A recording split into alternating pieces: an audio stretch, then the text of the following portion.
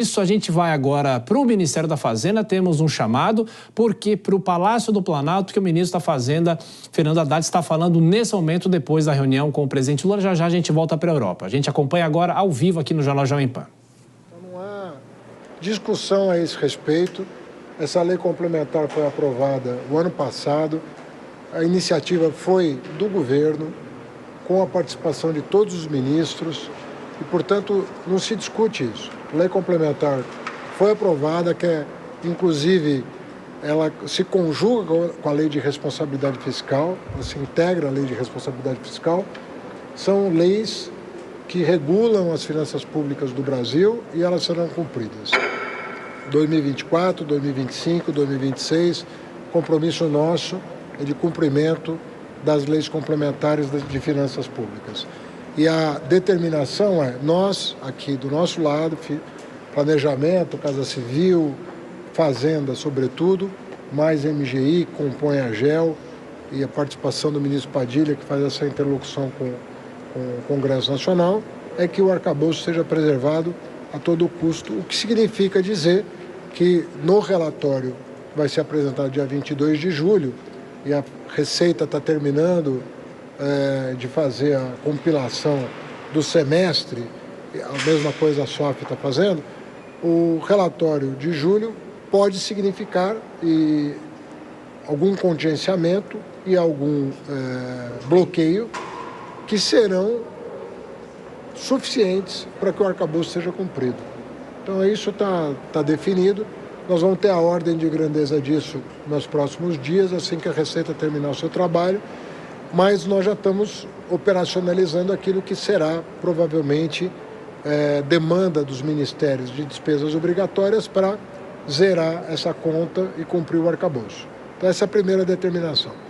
Segundo comunicado importante é que desde março desse ano, os ministérios finalísticos, junto ao planejamento e à Casa Civil, têm feito uma análise das despesas obrigatórias. Nós já identificamos, e o presidente autorizou levar à frente, 25,9 bilhões de reais de despesas obrigatórias que vão ser cortadas depois de que os ministérios afetados sejam comunicados do limite que vai ser dado para a elaboração do orçamento de 2025.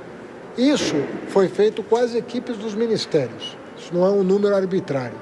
É um número que foi levantado linha a linha do orçamento daquilo que não se coaduna com o espírito dos programas sociais que foram criados para o ano que vem.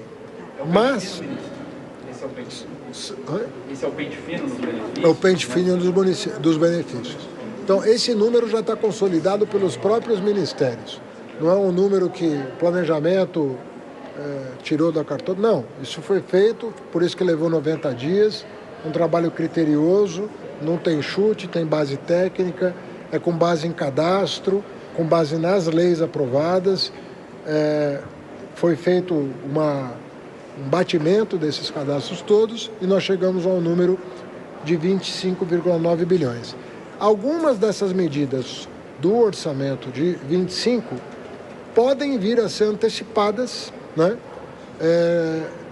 à luz do que a Receita Federal e o Tesouro e a Secretaria de Orçamento Federal nos apresentem como necessidade de bloqueio ou contingenciamento agora no dia 22 de julho. Então, isso também é uma determinação do presidente.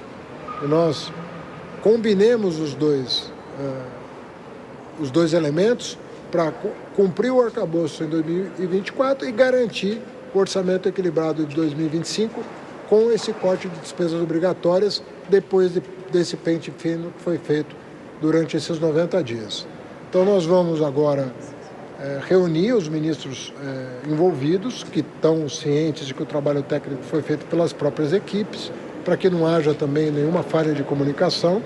A ministra Simone vai liberar para a execução, para a elaboração da peça orçamentária do ano que vem, vai liberar os limites já considerando esses cortes.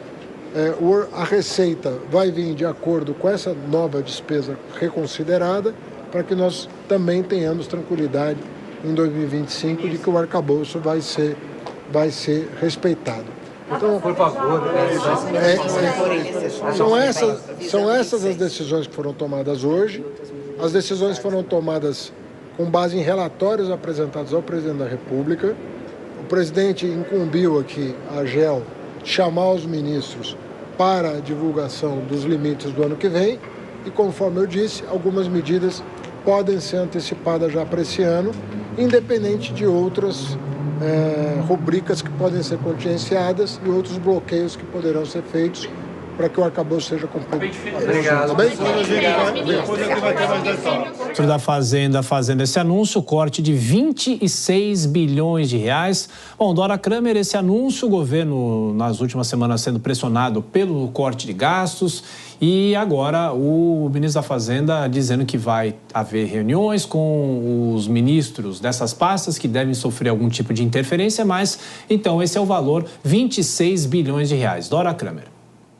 Espremendo é o seguinte, o governo começa a falar e agir no sentido de corte de gastos. Como você disse, era uma cobrança que vinha sendo feita, o ministro faz aí, reafirma o cumprimento das metas, não é, do arcabouço, e que já foram alteradas, inclusive, mas enfim, reafirma o cumprimento e o governo falando e atuando em direção de corte de gastos. Aonde serão, ele indica, nos benefícios, pente fino, fraude, identificar o que é concedido de maneira inadequada e tal, mas a gente já tem um indicativo aí de que vai haver corte. Suficiente? Não sabemos, provavelmente não, mas pelo menos é o início. O governo embica numa direção a que ele estava sendo cobrado, na direção da necessidade de corte e não só de arrecadação. E de qualquer forma, Kobayashi, pelo menos é mais uma sinalização para o mercado, que hoje já reagiu bem às declarações que foram amenizadas, e agora é saber como é que isso vai se dar na prática também, claro. Sim, provável que amanhã a gente tenha mais alta da Bolsa e mais queda do dólar, coisa para a gente acompanhar amanhã. Mas me chama a atenção o governo anunciar corte de gastos em relação a pente fino nos benefícios. Isso não é gasto, isso é fraude, isso é má administração do recurso público. Corte de gastos seria ver onde está gastando mal e passar a gastar melhor, onde está tendo exagero, onde está tendo excesso, onde está tendo desperdício, onde não está tendo retorno, eficiência, enfim, mas o benefício pago em duplicidade, eventualmente, não é um gasto público, é um gasto decorrente de fraude. Então, assim, nós não deveríamos ter uma reunião entre o presidente da República e o ministro da Fazenda para dizer vamos cortar gastos e aí, então vamos passar um pente fino. Isso deve ser a regra, essa não deve ser a exceção, essa não deve ser a providência, esse deve ser um estado permanente de coisa, não admitir pagamento em benefício em decorrência de fraude. É claro que não é só isso, tem outros pontos, naturalmente a gente vai acompanhar os cortes nos ministérios e tal, mas esse ponto específico me chamou a atenção.